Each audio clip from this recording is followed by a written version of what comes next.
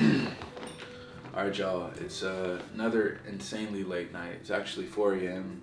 As you guys could tell from the last two videos, if you guys were able to watch those, I was actually just playing some worship not long ago, and I'm finally about to lay down. But I've been reading in the morning and at night. Really, if you guys watch my vlog channel, you guys could tell in the past, basically in the past few weeks, I kind of was relying a lot on my own understanding, just trying to control and dictate a lot of things that I wanted to happen on my time, you know what I'm saying? And I kind of just had to come back to the root of what really got me to the place that I'm in. You know, like I was able to move out of my home, you know, various other things that have happened to me that have been really, really amazing. But sometimes you get so caught up in your success that you don't realize, you know, what you did prior to get you in said position. But long story short, the last few days I've been reading a ton just about worship and the presence of God, and really green pastures was in my head yesterday. So I went out to this park. I even wrote the date down. It was April 29th, 12 o'clock in the afternoon. The Lord was just speaking green pastures, green pastures, green pastures. And it reminds me of the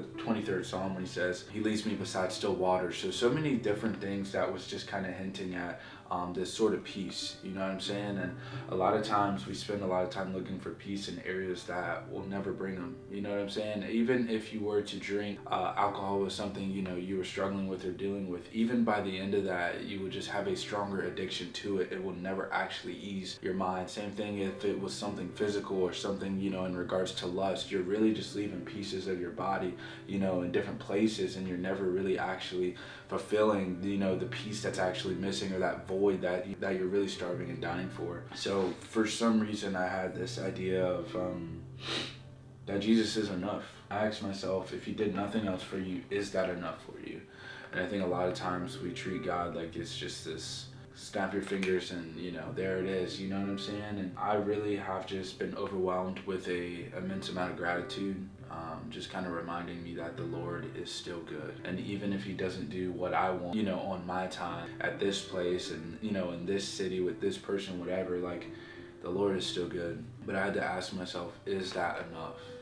Do I understand what the Lord has already done in my life to where I can just sit and be in the presence and have enough gratitude to just recognize that the Lord has done more for me than I'll ever be able to repay him with? And the least I could do is spend time in my word to understand why he did said things, and to also bring someone else, you know what I'm saying, closer to him. Another thing I was kind of touching on was in 2 Corinthians 13 verse 5. It's from Paul, but it talks about the obedience and choosing him first. I also asked myself a question, and I said, are you going so fast that you can't hear the Lord speak?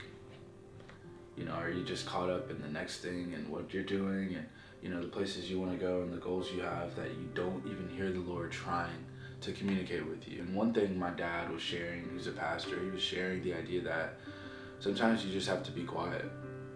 Sometimes you just have to be quiet. You have to stop talking. You have to pray and just listen.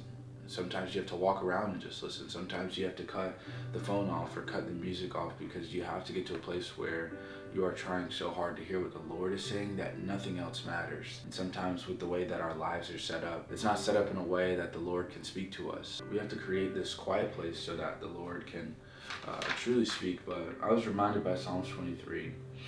The Lord is my shepherd, I shall not want. He makes me lie down in green pastures. He leads me beside still waters.